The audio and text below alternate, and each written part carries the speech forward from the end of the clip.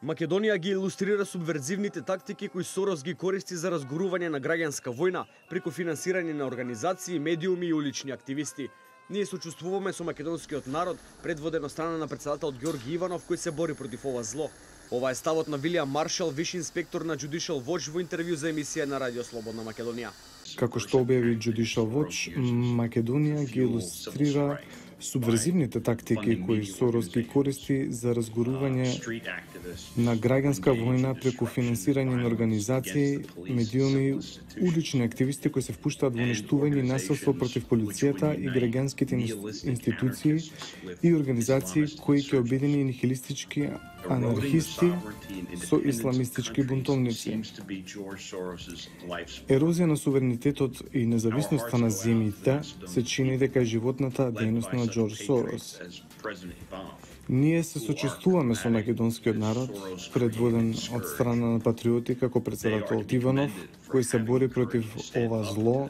Ваквите тактики на уривање на демократскиот капацитет на Македонија од страна на Сорос се гледа и во кадровските промени кои се случуваат во одредени новински куќи и агенции, каде се менува уредувачката политика и сите неподобни новинари добиваат откази. Таков е случајот со новинската агенција Макфакс, за кој во јавноста се појавија информации дека целото преструктурирање и замена на новинари се одвива со финансиска подршка на организацијата на американската влада USAID. За овој случај зборува и новинарот Симеон Серафимовски, кој вели дека се вршеле интервенции во новинарските текстови за да се сврти приказната против власта на ВМРО ДПМН, а се употребувале и уцени доколку новинарот не ги следел упатствата од уредништвото.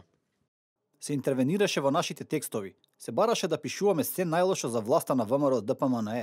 Од нас се бараше да пишуваме новинарски истории од терен, но истовремено се бараше тие текстови да се против власта. Нашите идеи за напредувањето на работата Цветановски не ги пренесуваше на сопственикот. Напротив, тој беше дрзок со нас и се однесуваше на примитивен начин. Додовме до ниво на најдолните медиуми. Вели Серафимовски во интервју за Дневник. Токму USAID под лупата на Judicial Watch, која вчера поднесе тужба до Стейт Департментот поради неоткривање на податоците за потрошените $5 милиони на американските даночни обврзници за креирање на политика спротивна на демократско изразената волја на граѓаните во Македонија. Ова доаѓа откако реномираната правна организација од САД пред 2 месеци објави дека американската влада нетранспарентно потрошила милионски суми на своите даночни обврзници за да ја дестабилизира демократски избраната власт во Македонија. Тие побараа конкретни информации и одговори од Стейт Департментот, USAID и амбасадорот во Македонија Джес Бейли за сите пари, грантови, договори и исплати, за да може да се утврди точниот тек на парите, но бидејќи не одговориле во зададениот рок, Judicial Watch реши да ја бара правдата во Федерален суд.